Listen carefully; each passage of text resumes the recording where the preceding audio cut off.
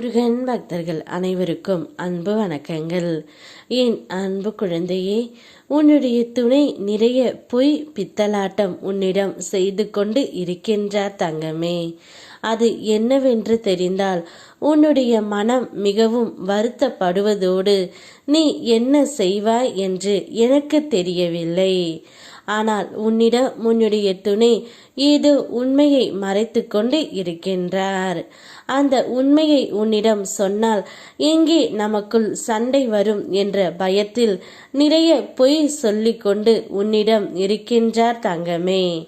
ஆனால் நீ நினைக்கும் அளவிற்கு அவர் பெரிய தவறு ஒன்றும் செய்யவில்லை. ஒரு சிறு சிறு தவறுகளை செய்து கொண்டு அதை உன்னிடம் மறைத்து வைத்திருக்கின்றார். அவ்வளவுதான். கூடிய விரைவில் அவரை நான் திருத்துகின்றேன். உன் தேவைகளுக்காக நீ எதிர்பார்த்த பணம் வரும் வாய்ப்புகள், வீட்டுக்கு நிலையான யோசனைகள், உடம்புக்கு தேவைப்படும் ஆற்றல், மனதுக்கு தேவைப்படும் நிம்மதி, இவையெல்லாம் புறம் பார்த்து நின்றன. இப்போது உனக்கு ஒன்றொன்றாக வர ஆரம்பிக்கின்றன. அனைத்து புண்ணியங்களும் ஒன்று சேர்ந்து உனக்காக ஒரு புதிய பாதையை திறக்கப் போகின்றது. தாமதமானதாக இருக்கலாம், ஆனால் நிலையானது. இனிமேல் நம்பிக்கையை விட்டுவிடாதே. அதுதான் இந்த புண்ணிய பலன்களை உனக்காக நல்லதை செய்ய வருகின்றன. இனி உன் வாழ்க்கை ஒரு புதிய முடிவை எடுக்கப் போகின்றது. அது வெற்றியால் நிரம்பியது தான். நான் உன்னுடன் இருப்பேன் எப்பொழுதும். நான் கூறுவது உண்மைதான் தங்கமே. நல்ல காலம் உனக்கு இப்பொழுது காத்து கொண்டு இருக்கின்றது. பாவ காலம் முடிந்துவிட்டது. நல்ல நேர்மறை சிந்தனைகளோடு உனக்கு என்ன வேண்டும் என்பதில் ஒரு தெளிவான முடிவோடு வாழ்க்கை எதிர்கொள். நல்லபடியாக நடக்கும்.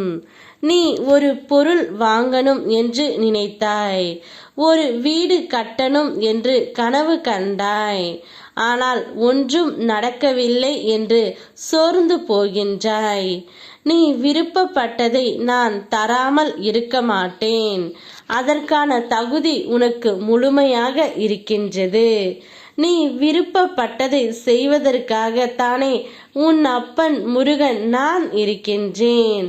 படிப்படியாக ஒரு கஷ்டங்கள் குறைந்து வருகிறது என்பது நீ உணர்கின்றாய். உன் வேண்டுதல் நிறைவேறும் காலமும் நேரமும் கைகூடி வருகின்றது.